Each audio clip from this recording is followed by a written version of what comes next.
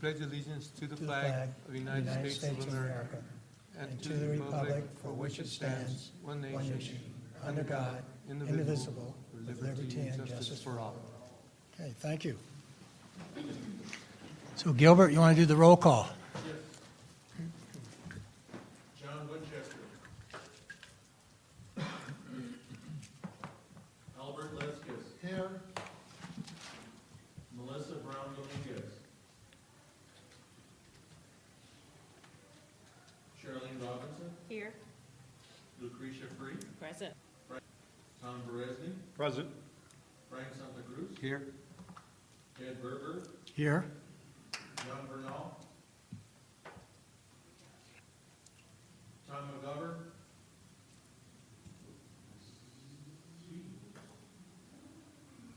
Ramon Valadez. Saw their names.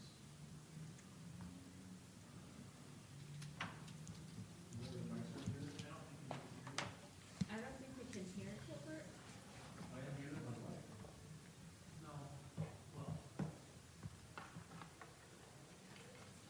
Need to grab one of those. Tom McGovern, right here. Tom McGovern.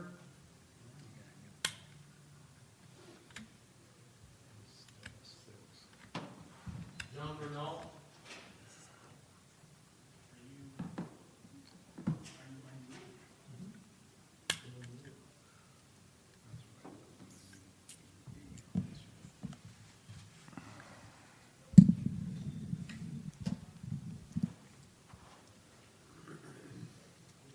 While you're dealing with technology, I think Steve Christie is on the line also.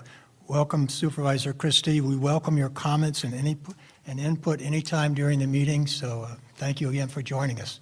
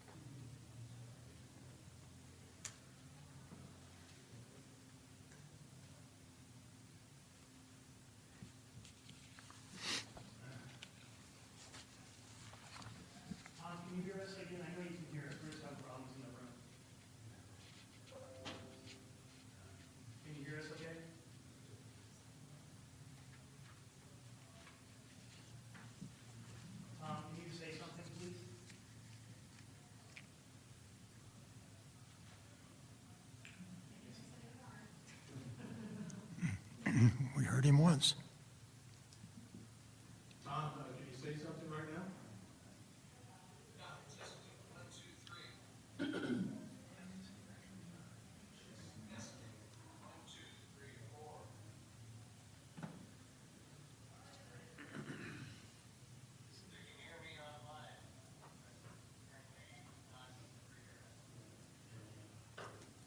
We can hear you through my laptop, but not through the main speaker or audio system.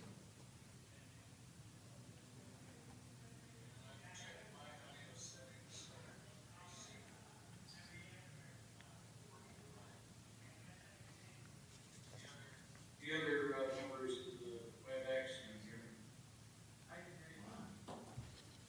Yeah, we have it fixed now. We're good. We're good now. Okay, thank you very much. And just in case it was missed, Supervisor Christie, Stephen Christie is with us. Welcome again. And anytime you have any comments or questions, certainly let us know. We'll move ahead with the agenda. The next item is approval of the meeting summary for September 27th, our last meeting. Hopefully everybody's had an opportunity to review the minutes, which are very nicely done again this month. Do we have a motion for approval of the minutes? Motion to approve. Was that Tom Bresney? Okay, Tom, is there a second? Second, Patricia. Okay. Patricia, okay. Are there any comments on the draft minutes before we take action? Go ahead.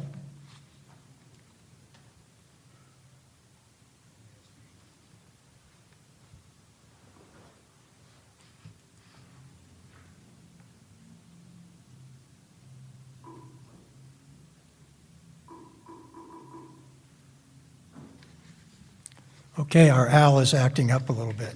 I don't know what we do about that, but in any event. Hear the background noise. Okay.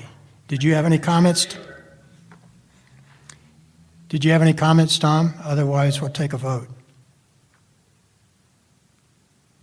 Okay, all those in favor of approving the minutes say aye. Aye. You opposed, say nay. Okay, the minutes are passed. Thanks again, Gilbert. Appreciate it. All right. Road repair update. Jason Boley?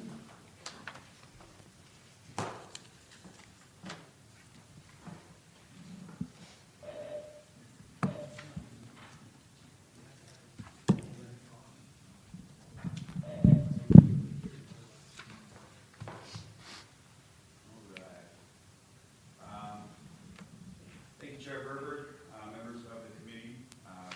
Please let me know if there's any issues hearing me or not. Pima County is happy to present this update to our fiscal year 22 and 23 pavement program.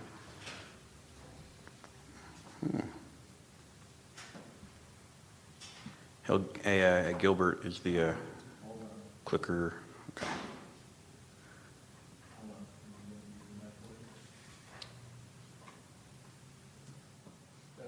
Yep. All right, so starting off with our fiscal year 22 program, recently substantially completed project is Summer Haven. That was substantially complete on the 5th of October, which means that all substantially complete. 22 projects are now substantially complete, which is a great place to be. So getting us into the fiscal year 23 program then, I wanted to start off with a few photos of construction work going on. The top left there is a photo from the Heritage Hills curb ramp project, and I wanted to kind of point this out that occasionally there are impacts with signs, and signs have to be relocated due to the new ADA ramps that are going in. And so the contractors are actually responsible for moving any signs that are impacted by the new ramps. And so that's kind of what that top left photo is showing, is one of those impacts. On the right and on the bottom there are two photos from our Green Valley project, which, you know, spoilers, we'll get to in a little bit, but that project is now substantially complete as well. So moving into some paving photos for you as well. The top left is from our Central and Southwest project. of some overnight work that was occurring on Aviation Parkway. The right side is of Duval Mine Road in Green Valley, and you can kind of see the comparison there between the old road on the left side of that picture and the new road on the right side of that picture. And then on the bottom left is a photo of Sanders Road, which is part of our Picture Rocks package. And that is in the process of being milled in this picture. And so you can see kind of in the foreground the old road, and in the background of that photo, the road being milled up. So as mentioned, we do have a few substantially complete projects for fiscal year 23 already. The Green Valley curb ramp job and the Camino Verde curb ramp job are both substantially complete. You can see the dates there for that substantial completion. That was middle of this month for both of those projects. So that's very exciting news that we've got 2 jobs already done. So we have several in construction as well at this time. We have 3 paving projects in construction: the Green Valley hard bid, the Central Southwest hard bid, and the Picture Rocks hard bid. Those jobs are all currently in paving. Picture Rocks, the final paving will be occurring this week. So I know it says 0%, but the billing is lagging behind the construction. So that one's moving very quickly. Curb ramp projects, we have 4 projects going on currently: the Meadowbrook North Point Terrace, Linda Vista Bridalwood Moon Dance, Heritage Hills, and Encanto Canyon Skyline Bel Air. The last project is finishing up the ramps and concrete work this week. So that one will be joining the list of substantially complete projects very quickly. Moving into some more projects that are upcoming. This is our Northwest Mill and Pave package. This job is scheduled to begin sometime in early November. And so you'll be seeing that joining the list of in construction very soon. The next project to talk about, this is Catalina Foothills North. This project awarded to Granite Construction and is expected to start sometime in early December. So that one is getting ready to get off the ground here in the next month and a half. The Tanque Verde project, and we're kind of going through a few times a little bit, so I just, because we've updated these a few times before, so I just want to give you a brief update on them. The Tanque Verde project, which was awarded to Southern Arizona Paving, this job is expected to start in January. And you can see there, the completion date for that is middle of April. The Tucson Mountains Mill and Pave job, this is a JOC. This job is expected to start in late November. And this job actually has some coordination that's going on between us and Tucson Water. Tucson Water has a project going on in the same area, and so our contractor and their contractor are making sure that they're not stepping on each other's toes. So that's pretty good coordination going on there that we are excited about. The Catalina Mill and Pave job, this is a JOC that was awarded to Granite Construction. This job is expected to start in late November, and it's up in the town of Catalina area. The completion date for that is the end of December. The Catalina Foothills East job, this job is over there south of Snyder and north of Tanque Verde, east of Craycroft and west of the Sabino Creek. This job was also awarded to Southern Arizona Paving and is expected to start in late November. And another job to talk about, this is our Southeast Mill and Pave JOC. This job is down in the rural parts of southeast Pima County. This job is expected to start in late February. The contractor for that job is Tucson Asphalt, and the completion date for that is the end of March. And lastly, I want to talk about the Catalina Foothills West job. This job has a bid opening tomorrow. The engineer's estimate is $4 million to $5 million. There are 6.76 miles of local roads and 3.9 miles of arterial collector roads, and it has to be complete by May 31st of 2023. And this area is everything south of McGee, east of La Cañada, north of River, and west of Campbell, just to give perspective on where that job is at. So there's a lot of jobs there, so let's talk about the program status by the numbers. I want to note that we have some numbers over there in the complete column now, which is really exciting. And you'll see that on our little pie chart as well in the blue there, that we have some jobs in the complete status. There's a lot still there in the awarded column, as you could tell from all the jobs we mentioned. And a lot of those will be getting started into construction here very shortly. So with that, I'll remind everyone that you can always monitor the progress of the individual roads selected for this year's program and also for past year's programs at the web link there below. That map gets updated fairly regularly, so you can keep on track with where we're at and what's coming up soon. And with that, I will open the floor to discussion. Any questions? Chair? Yeah, let's let you, I'm sorry, go ahead. I may have missed it. I apologize if I did. What were the streets in southeast Pima County that you So southeast, that project is Greaterville Road, Old Sonoita Highway, and I believe the other two are Klein Ranch Road and Rain Valley Road. Thank you. Yeah. Yes, Tom Presney. Not a question, Jason, but just a thank you from the Green Valley Townhomes 5 community for the paving job that Granite Constructed did there, and they want to say big thank you to Granite for their courteous, considerate, and professional service. Thank you, much appreciated. I'll pass that along to our contractor. Any other questions? If not, thanks, Jason, for the excellent update. Great progress, too. Thank you.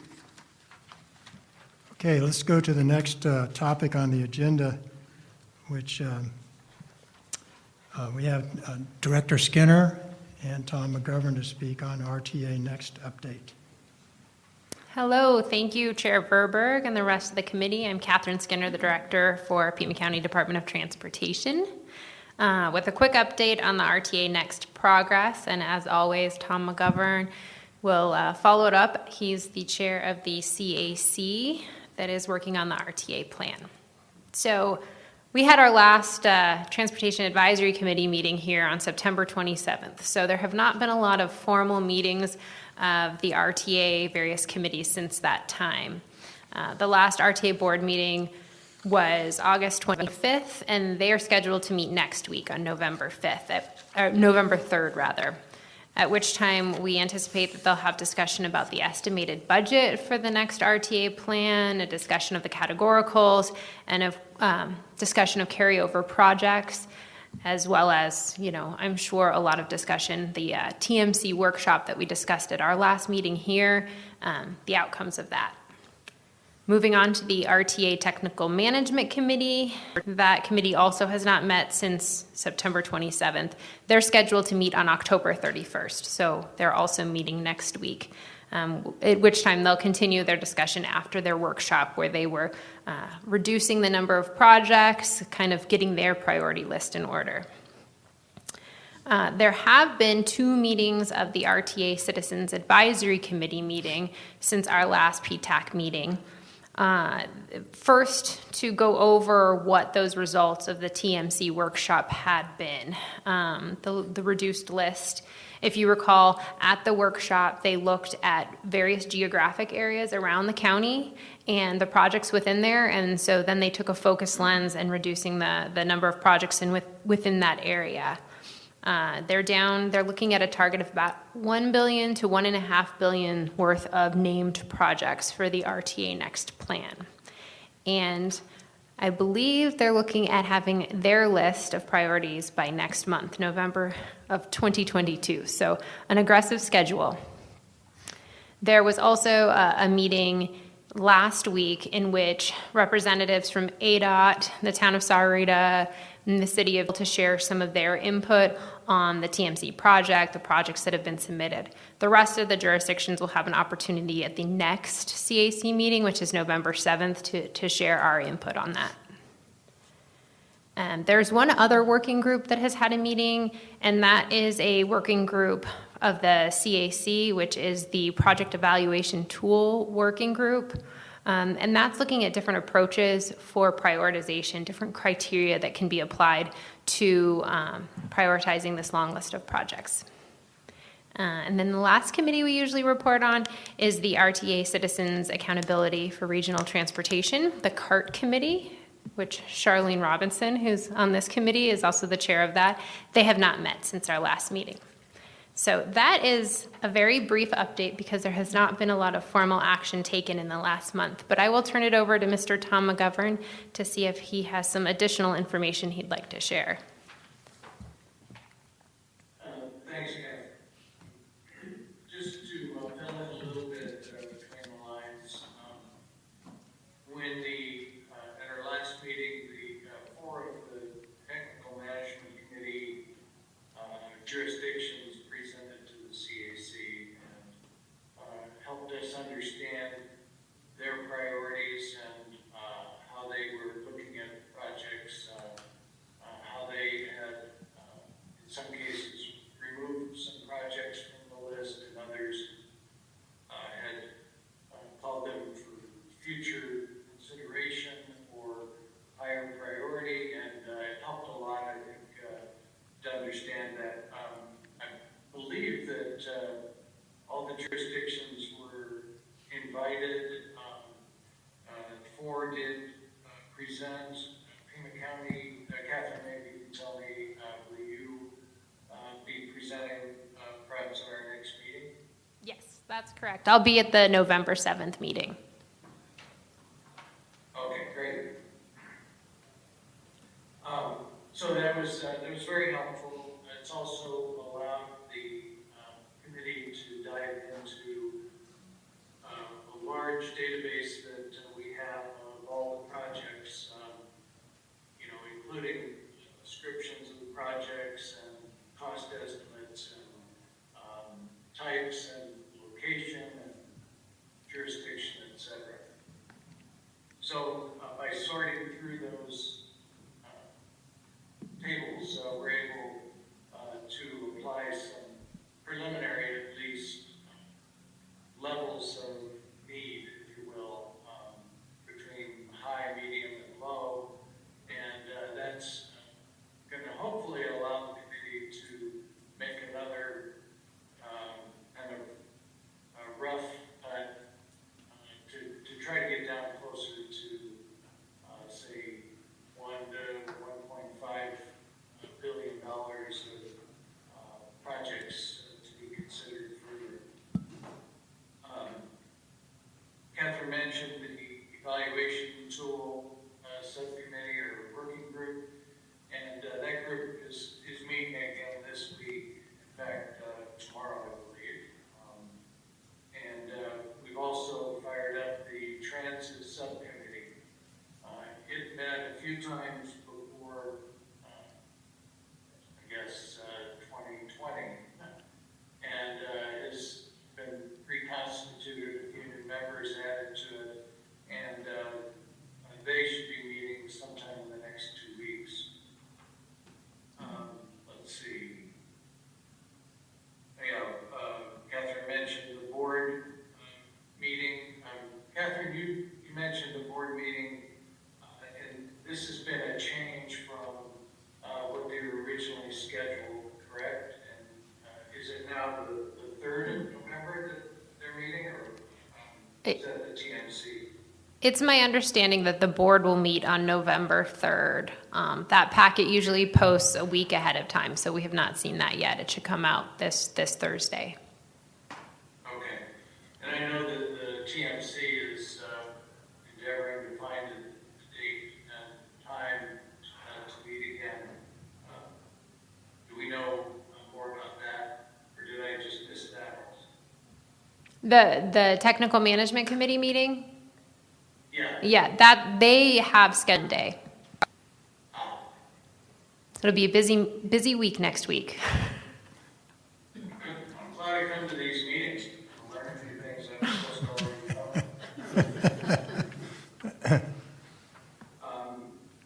I think those were the only things I wanted to add. The committee is going to be hard pressed, I think, to finish all of its work by the end of November.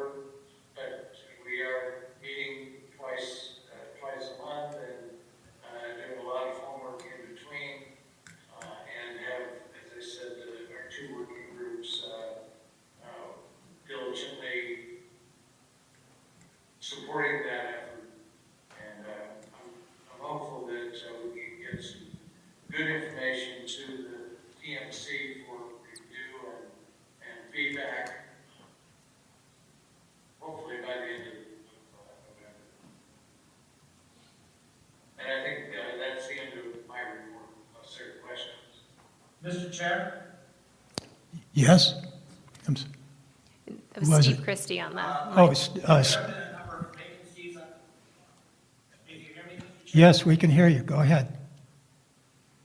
There have been a number of vacancies on the various committees making up the RTA. Matter of fact, one of my district's representatives, who just happens to live in Green Valley, left the Citizens Advisory Committee recently. What is the process for filling in those vacancies? I can take a shot at it. If you're just talking about the CAC, the board has to appoint new members. So typically, there would be a request from the jurisdiction, perhaps that had someone that had quit to have them replaced. The board would decide on that. Because of how far down the road we have gotten, it would be difficult, I think, for someone new to come onto the committee at a fairly late date like this, unless they were well plugged in and kind of been paying attention to the process throughout recent past. Thank you. Other questions?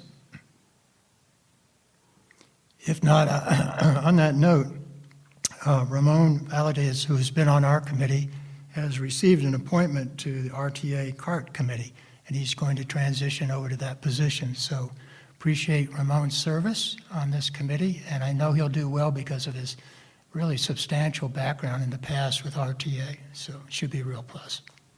Thank you for your service. Okay, let's move on to the next topic, and thank you, Catherine. PCI Street Saver Survey, Michelle Montanino. Thank you, Mr. Chair, members of the committee. I am Michelle Montanino, and I will provide you with a brief update on where we stand with our PCI street survey effort. In 2019, we contracted with a company to drive all of our roads with a specialized van that collected the information which was then used to create the PCIs. That PCI rating was used for our fiscal year 20 program and has been put into our Street Saver program, which is what we use for our pavement management system. That street an algorithm to degrade it over time so that you see the PCIs lower as the pavement ages. So this year, we are going out for a new van run with a new contractor to re-update those PCIs. That contract does go before the board on November 1st, and we are issuing that DO to get that effort underway as soon as possible after that contract is awarded. So right now the schedule has us getting the new PCI information before the end of January so that we can incorporate it into next year's program. Part of the contract will be going through and looking at, they have a QC process, a quality control process, that will compare the PCIs that we're getting out of Street Saver based off that curve and then the new PCIs that they're getting out of the van, so that if there's any large discrepancies, we can individually look at those separately to make sure that we're getting. Also look at any of our longer segments. We have several that our segments are a mile or more. So it will take those and break them down into quarter-mile chunks and rate those individual quarter miles so that we can see if there's a big discrepancy in the PCI over the length of the road. So that will help us guide to determine whether or not some of those longer segments need to be broken up into different management sections. So those are all things that we're going to be looking at with the new PCIs. It will also just help us to understand and how the street saver system is degrading those PCIs to see if we need to calibrate it a little bit differently for our area, because we do have a very unique area with how much weathering comes from just the UV and the aging of the asphalt. So that will help us dial in to see how well the system is estimating that PCI and help us move forward in determining those in the future. So if you have any questions, I'll be more than happy to answer them at this time. Yes, Al? Yes, Albert, go ahead. Yeah, Michelle, has there been an update in that 13-mile test section of all the different type of pavement treatments? We haven't done an official update. That will be part of this as well. So they will be collecting those 13 different PCIs for those segments at the same time. Okay, thanks. Michelle, I do have a question. Do you foresee some adjustments to our construction program based on the new PCIs, or? I mean, I think anytime we have a big kind of re-upping of the system, we will be expecting some changes coming out of that. And we will definitely be keeping the committee as well as our constituents aware of what's going on as that develops. That's good. It relates to public comments we got last month, wherein there was a question about the, if you will, the current condition of a particular road. So this will give us some insight. Correct. Okay, great. Chair Verberg? Yes. If I might add, if you guys recall 3 years ago when we first ran the PCIs, we'd been using a pacer, which we'd used an equation, multiplied it by 10 to get the equitable PCI.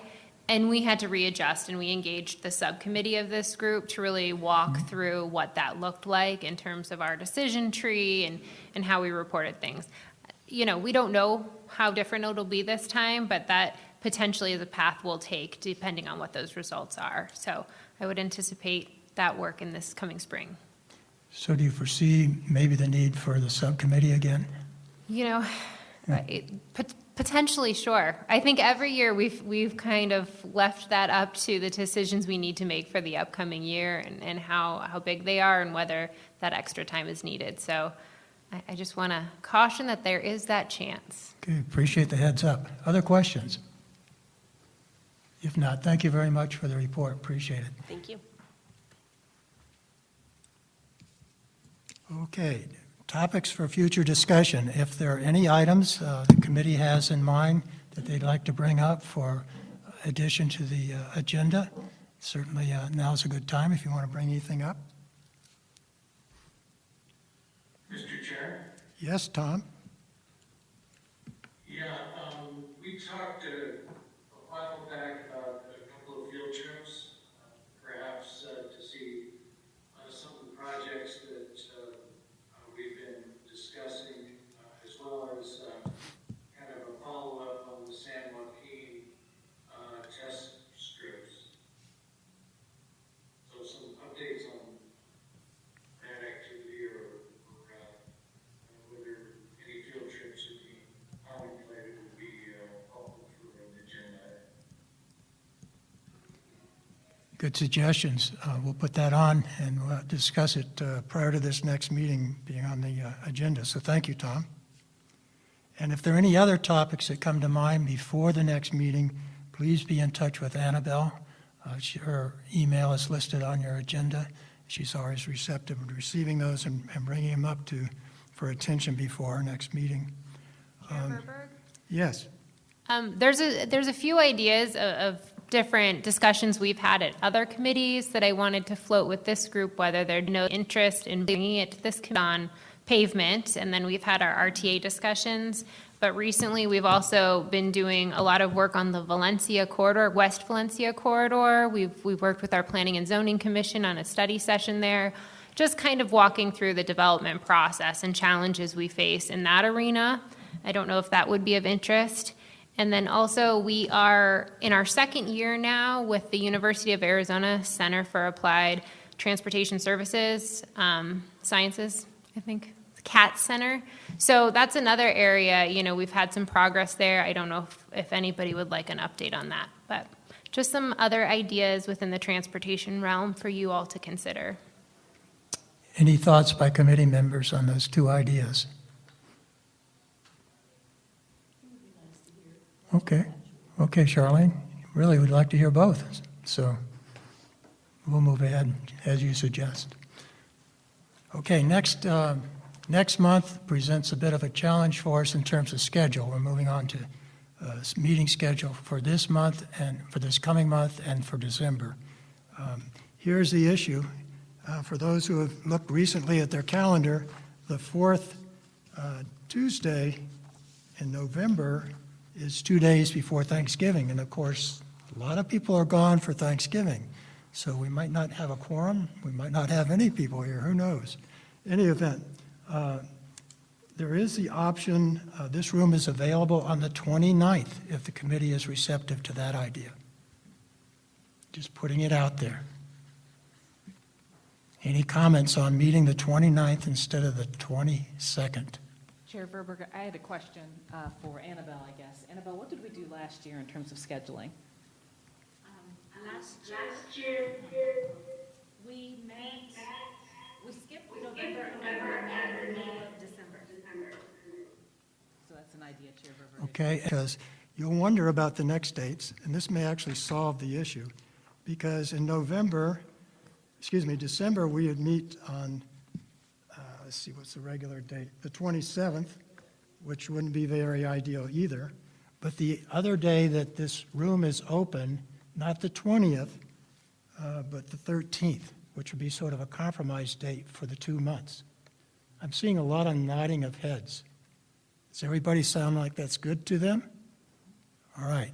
So what we'll do, instead of meeting in November, we will meet December 13th and combine our 2 monthly meetings. Majority vote, that's what we can do, so that's what we're going to do.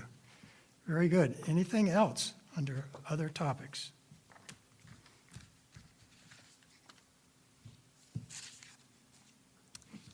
If not, I'll entertain a motion for adjourning the meeting.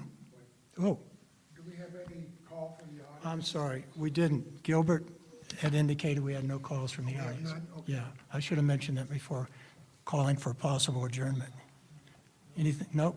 Still getting shaking no's on the head, so we'll proceed with a motion for adjourning the meeting. So moved. Albert's moved that we adjourn the meeting. Do we have a second? Second from Tom Bresney. Hearing no opposition, we are adjourned.